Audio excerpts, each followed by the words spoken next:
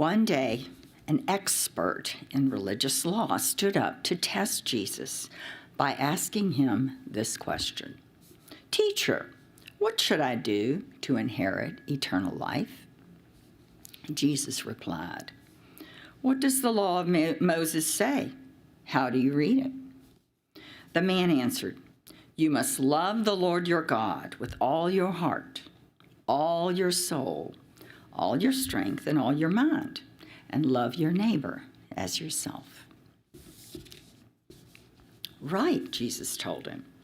"Do this, and you will live." The man wanted to justify his actions, so he asked Jesus, "And who is my neighbor?" Jesus replied with a story. A Jewish man was traveling from Jerusalem down to Jericho, and he was attacked by bandits. They stripped him of his clothes, beat him up, and left him half dead beside the road. By chance, a priest came along, but when he saw the man lying there, he crossed to the other side of the road and passed him by. A temple assistant walked over and looked at him lying there, but he also passed him by on the other side. Then a despised Samaritan came along, and when he saw the man, he felt compassion for him. Going over to him, the Samaritan soothed his wounds with olive oil and wine and bandaged them. Then he put the man on his own donkey and took him to an inn where he took care of him. The next day, he handed the innkeeper 2 silver coins, telling him, "Take care of this man. If this bill runs higher than this, I'll pay you the next time I'm here." Now, which of these 3 would you say was a neighbor to the man who was attacked by the bandits, Jesus asked. The man replied, "The one who showed him mercy." Then Jesus said, "Yes, now go and do the same." Please be seated.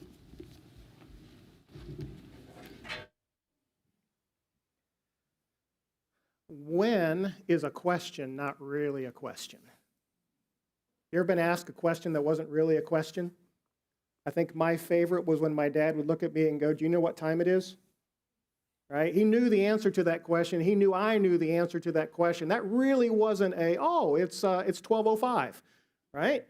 No, because he knew nothing good happens after midnight. But that's a whole other issue for a whole other day. What about, do you think that's a good idea? Is that really a question? Because I'm already assuming you probably shouldn't have done that. Have you thought, the favorite one for me is that I've already been busted on just this morning. Did you happen to see my text?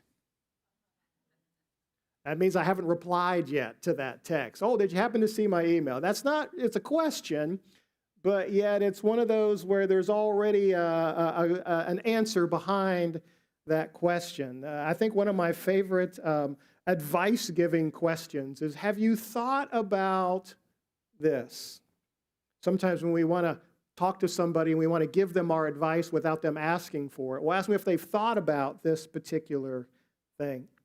In our passage this morning, there's really 2 questions that this whole section is built around. There are 2 really compelling questions asked by as our text said, this expert in religious law. There's the question in 26, what does the law of, the question is, what should I do to inherit eternal life in 25? And then the question, and who is my neighbor in 29? Those are questions, but we already know because the text tells us they really weren't questions. Because it starts off with the expert in the religious law saying he stood up to test Jesus by asking him this question. So we get a little bit of a clue that he's trying to test Jesus in something. And then when he asked the second question, it says that he was trying to justify himself. He was trying to justify his actions in verse 29 with these questions. And as we look at this, I think we're going to see that what might be a pretty familiar passage for a lot of you. Maybe you've heard this passage before, or you've seen it illustrated in movies or in other depictions, that this whole thing is built around some questions about what does it mean to love God and to love our neighbor well. In verse 27, when the man answered that question, he said, "You must love the Lord your God with all your heart, all your soul, all your strength, and all your mind, and love your neighbor as yourself." Two questions that are central to what it means to be a follower of Jesus. When we think about being a disciple of Jesus, a follower of Jesus, those are the summary sort of statements. Those are the big picture, 10,000-foot view of what does it mean to be a disciple of Jesus. We listed in Leviticus 19 those parts of the law that talked about all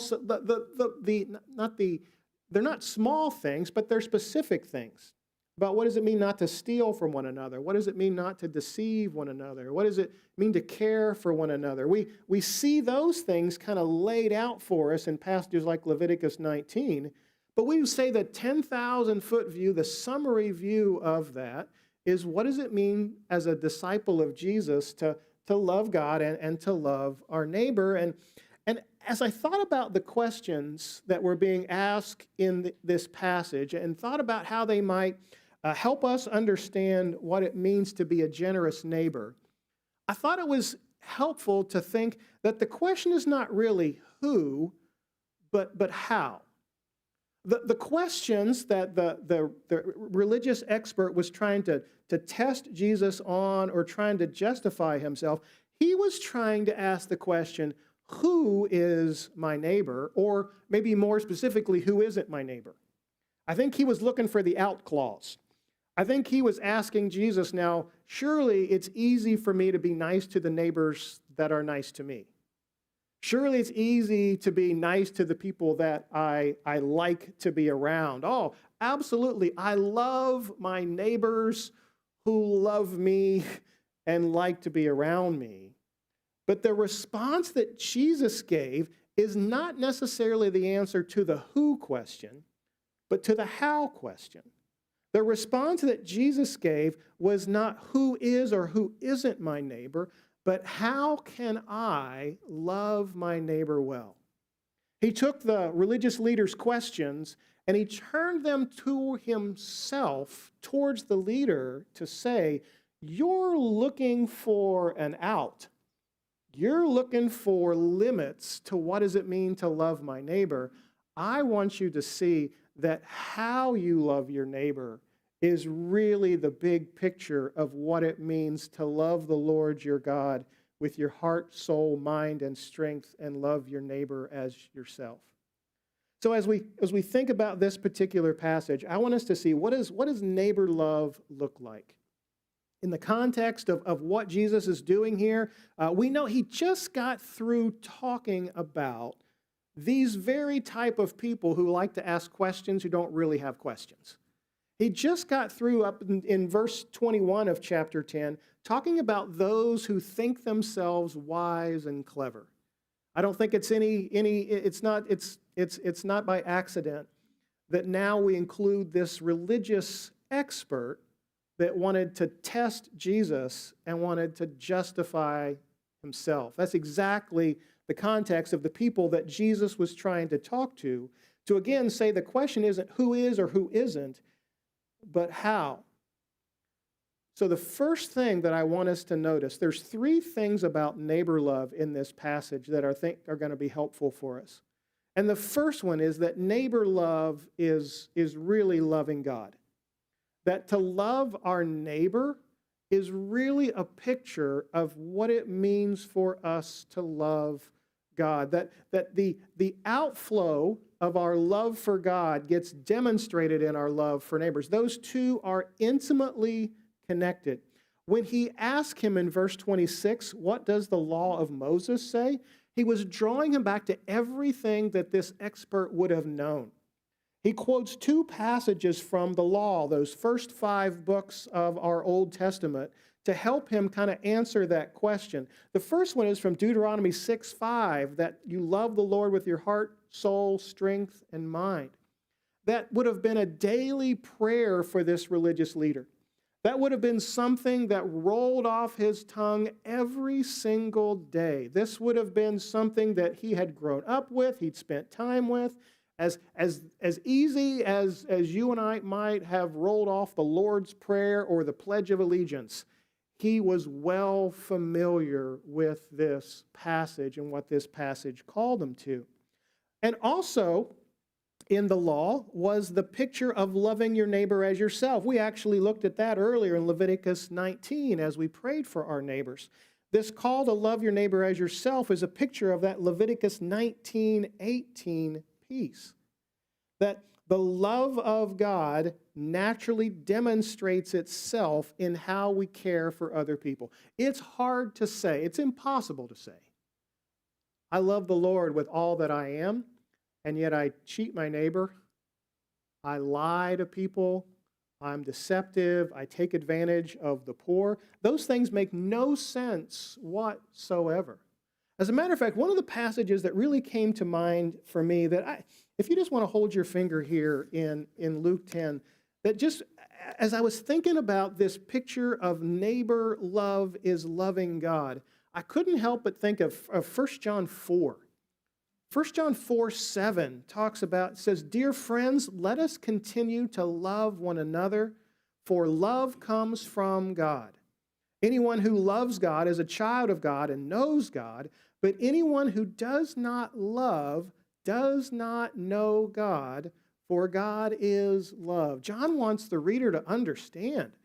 It's impossible to talk about how we're going to love our neighbor, how we're going to be generous neighbors, how we're going to be kind to those around us, apart from a deep devotion to God. Apart from a deep devotion that talks about loving God with our heart, our soul, our strength, and our mind, the totality of who we are. Not just one of those, but all of those. Next week, we're going to talk about being a servant learner as part of our disciples, being disciples of Jesus as servant learners. And sometimes we can just focus on what it means to love the Lord with our mind. Sometimes there's a danger in some of our hearts to reject the idea of loving him with our mind and just loving people with all of our strength. We're just gonna work really hard to show people that we love them, but we can't separate these things. The totality of how we love out of our strength comes from the knowledge that God gives us through his word and his spirit about who he is. All these things are necessary components for loving God and then therefore loving our neighbor out of a love for God. These two go together. We cannot think about neighbor love apart from first loving God. As you think about your own week last week, your own week coming up, how you spend your time, does the way I love people demonstrate that I love God? Now, at first, you're like, oh, yeah, I had a great week. And then you start thinking, well, maybe not the whole week. Maybe there was something on Tuesday or that person who cut me off on Wednesday or the people who were the slowest people in line ever on Thursday.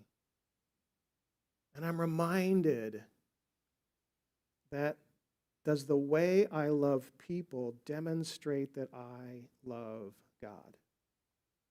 Neighbor love. Neighbor love is an outflow of loving God. But one of the most interesting things in this passage is who the hero is. If you were one of the original hearers of this was like the most shocking gut punch you ever could imagine in a story. You're listening to a story of Jesus is telling, and Jesus used parables a lot to teach. And in the story, you're listening and you're nodding your head. You're like, oh, yeah, Jesus, I get this. Yeah.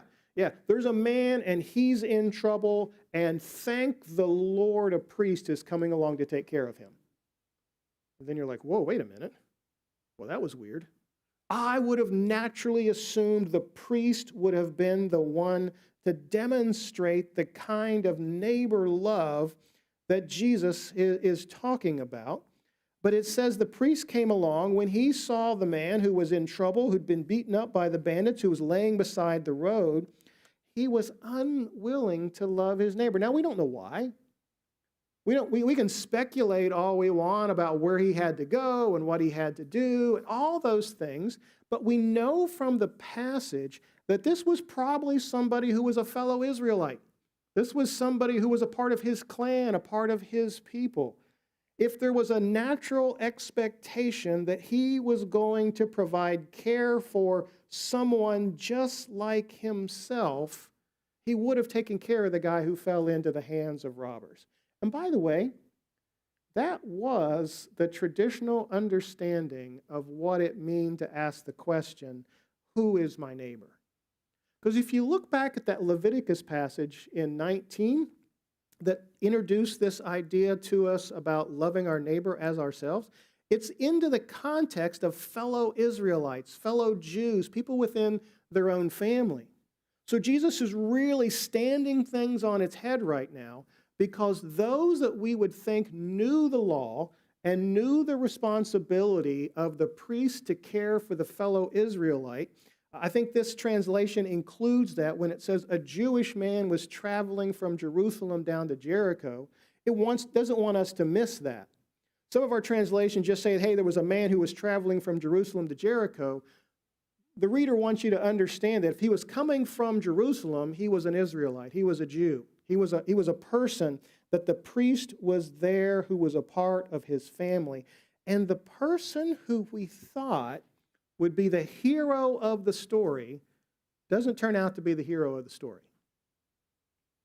And then in verse 32, it's okay because we have another hero coming. Okay, maybe the priest was having a really busy day, but that's okay because a temple assistant, some of your translations will say Levite there. Hey, these guys worked at the temple. They took care of the sacrifices. They handled worship. Surely this guy, seeing one of his own family there along the side of the road, is going to be willing to provide care and to love his neighbor well. And then in a shocking situation, he doesn't. It says it even gets worse, right? He says he walked over and looked at him lying there, and then he passed by on the other side. The person we thought was going to be the hero doesn't seem to be the hero. And then in 33, the most unthinkable thing happens. It is so unthinkable that those who helped translate the New Living Translation didn't want us to miss it. See, we live in a world where Samaritan's a pretty good thing. You know, we see Good Samaritan hospitals. We see the people who help you unlock your car when you lock your keys in it are called Good Samaritans. People who change your tire are often Good Samaritans. But for the original readers, they could not imagine a Samaritan. A Samaritan to the Jews was the kind of person that was the reason everything was wrong in the world. This was the kind of person, they historically had seen them as religious half-breeds. I mean, it was a painfully racist situation where they saw them as intermingling with other countries, primarily Assyria. They saw them as destroying the people, destroying the practice of their faith. They were just everything wrong in the world. If you're still having a hard time imagining it, they were the people who voted differently than you in the last election, right? They're the people who are ruining everything. That's how they would have thought about the Samaritans. Did you notice at the end of this? Did you notice when Jesus asked the question about who is it that showed mercy in verse 37? Look at verse 37 with me. Who is it in verse 36 that showed, now which of these three would you say was a neighbor to the man who was attacked by bandits? The man replied, no, he wouldn't even say it. It was so bizarre, insulting, disgusting to him that in this story that Jesus is telling about loving our neighbor, he would use a Samaritan. He wouldn't even say the word. The one who showed him mercy. See, there's something about neighbor love for you and I that is both unexpected and countercultural. There's something about loving our neighbor as an outflow of loving God that is completely unexpected and countercultural. For the readers here, the villain is the humanitarian. The villain, the one that they thought was going to be the worst ever, they would have thought, oh, a Samaritan came by and he kicked the guy just one more time as he was laying there.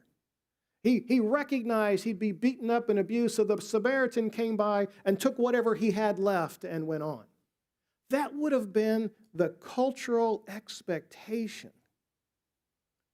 But what transforms here is the person who had not the same religious affinity as the priest and the temple assistant, somebody who would have been seen as a religious outcast, had nothing in common with this guy, demonstrated some of the most amazing neighbor love.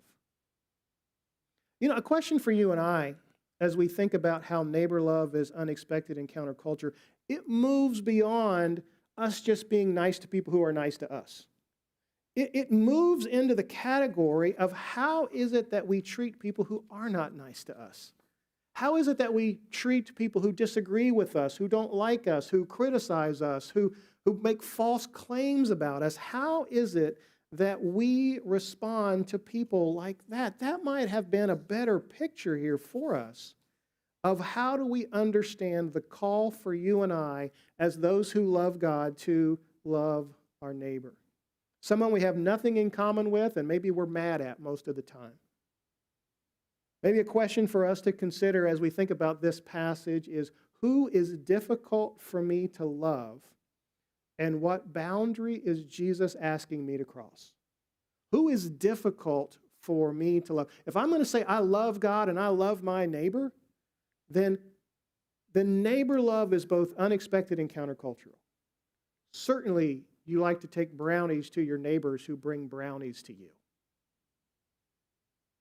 But what about those in your neighborhood that everybody sees as the worst family in the neighborhood? If you don't know who that is, maybe it's you. Neighbor love is unexpected and countercultural. And as we watch what the Samaritan does, we get even a clearer picture of what neighbor love looks like. We even get a clearer picture of what this loving God in an unexpected, countercultural way when we love our neighbors is. And we see that neighbor love is self-sacrificial. Let me show you what I mean by that. If you look back at that passage, look at all of the things that this despised Samaritan did. First and foremost, verse 33, he felt compassion for him. We didn't see that among the religious leaders. But he was motivated out of compassion for him. He went over to him. He soothed his wounds with olive oil and wine and bandaged them. He took care of his immediate physical needs. He put him on his own donkey and took him to an inn where he would take care of him. He just didn't walk by, help him a little bit, and then go on his journey. He took him to an inn and took care of him. And then when he needed to go, verse 35 says, he handed the innkeeper. Now this translation, I wish it would give us more. It gives us more in your footnotes, 2 silver coins. You and I think 2 silver coins, you're thinking 2 nickels, right? Silver coins, nickels, maybe they were quarters.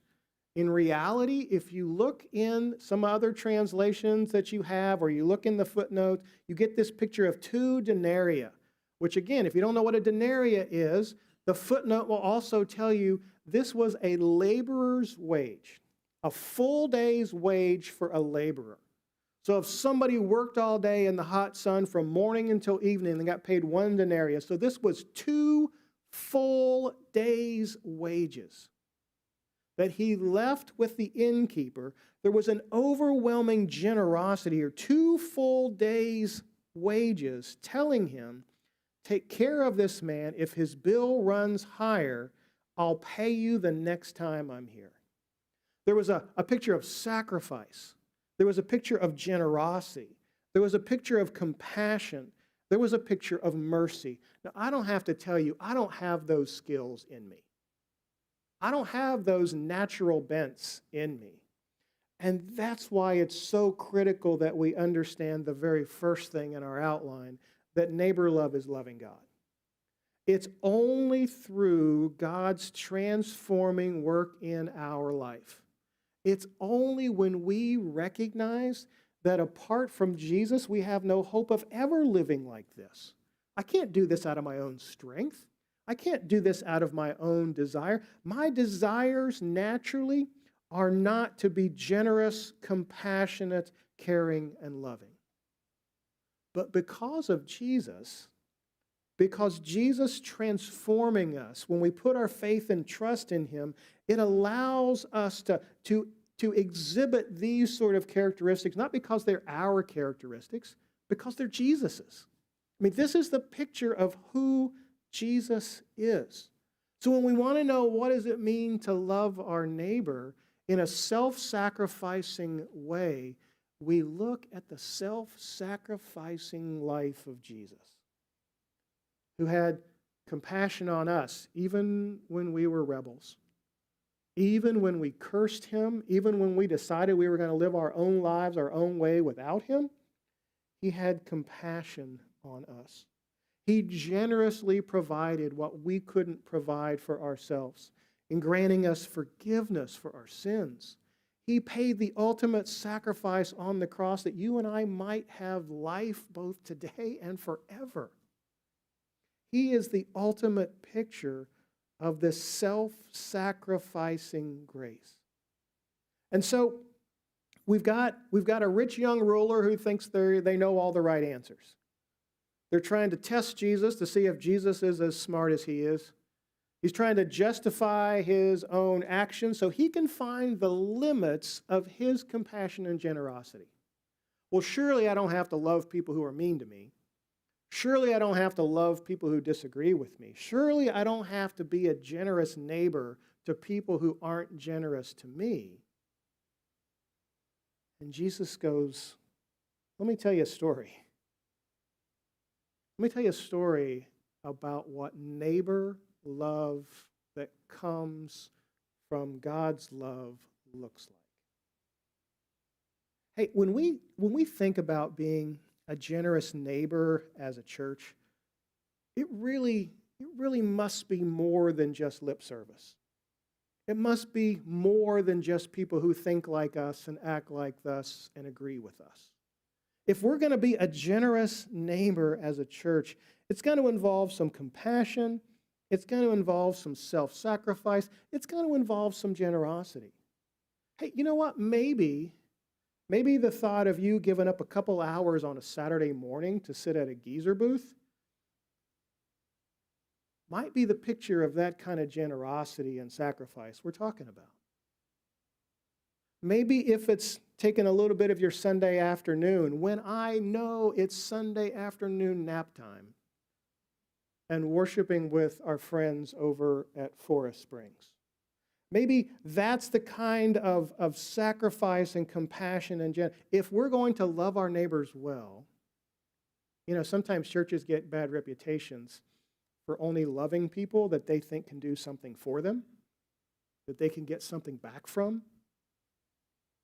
When we demonstrate love to people who cannot reciprocate, who cannot pay us back, we demonstrate the kind of genuine love that the despised Samaritan generated as well. We want to be generous neighbors. As followers of Jesus who love God with our heart, soul, mind, and strength, we want to be generous neighbors. You know, our facility, this facility that we're sitting in, also seeks to be a generous neighbor as well, too. I don't know how many of you realize it, but we probably host about a half a dozen HOA meetings throughout the year from maybe 6 or so local groups, because this is the only place that they can meet. You know what we charge them? Nothing. Because we want to be a generous neighbor to them. We don't want them to think that we want something from them for them to share in this time together. You know, the farmers market that meets here every Saturday from 9 to noon in our parking lot, but often when we're here, we open up our facility and allow people to use the restrooms. I was here yesterday. It was so stinking hot. We had people that we could come in and just kind of sit in the lobby. You know what we charged them? $25 a person. No, I did not. I did not charge them for that. I thought about it because the demand and supply. Anyway, I didn't do that because we want to be a generous neighbor. In just a couple weeks, we're going to have 300 kids in this building between Wednesday and Friday with sons and daughters. We want our building to be a generous neighbor. This afternoon, we're going to have Luz del Mundo using the facility this afternoon for a Spanish language service. Why? We want to be a generous neighbor. The area outside of our facility, the playground, the yard, if you'll come by here in the evening, sometimes you'll find maybe 40 guys playing volleyball, maybe a half dozen playing basketball. You know what we charge them for that? We want them to experience the life of our church as being a generous neighbor. I got to tell you, this cost us something. It really does. I'm not going to kid you. It cost us something in the continued care and maintenance of this facility. I mean, for us to make sure that we keep things cleaned up and ready to go and guest ready, you know, to make sure that we take care of the outside of our facility, the inside of our facility. That might just sound like just business type stuff to you, but no, that is how that we continue to demonstrate to our neighbors that we love them and we want to be generous neighbors. You know, as we've met our neighbors, we found a lot of them would really enjoy sitting out at the farmer's market and just shooting the breeze with us. We have found a lot of encouragement from that. You know, we have found that our neighbors over at Forest Springs really love it when we get to worship with them and sing songs that they know by heart. They close their eyes and sing right along with us. They don't even need the words. When someone's looking to have an HOA, and we say, sure, we'd love to have you. They experience what it means for us to be generous neighbors. You and I are called in our sense of loving God to love our neighbors well. God has given us an incredible opportunity. Where you live and the area surrounding our church facility, God has given us an incredible vehicle to tell people about the good news of Jesus. Our deep desire as disciples is that we would be generous neighbors. Not because we want people to think great things about us, not because they want us to think that we've got it all together. Actually, probably the opposite. We want them to know that our generosity and our love for them is only made possible because of God's love for us. We want to be a people who not only love God, but love our neighbors well. Would you pray with that for me? God, help us. God, help us to live in a way that reflects your love and generosity. God, you have given us so much. God, when we think about the grace and mercy and forgiveness that we have received through your Son, Jesus Christ, the life-transforming grace from Jesus that changes not only our nows but our forevers, God, because you have poured that generously on us, don't allow us to be stingy people. Help us to be people known for generosity and grace. Help us to be known for people who love you and want your name to be celebrated, not our own. Help us to be a people whose love is unexpected and maybe even countercultural at times. God, and ultimately help our love to be self-sacrificing. Help us to use whatever you have placed in our hands, not as ours, but as yours. Help us to hold things loosely that you have given us, not just to provide for ourselves, but also care for the needs of others and to be generous neighbors. God, I think about that passage in Leviticus 19 about not taking all the grapes, not clearing all the field. God, you have called us because of your provision for us to be generous people. God, as your disciples, working in us, helping us, God, help us to be generous neighbors, the kind of disciples of Jesus our community needs more and more of. In your glorious name.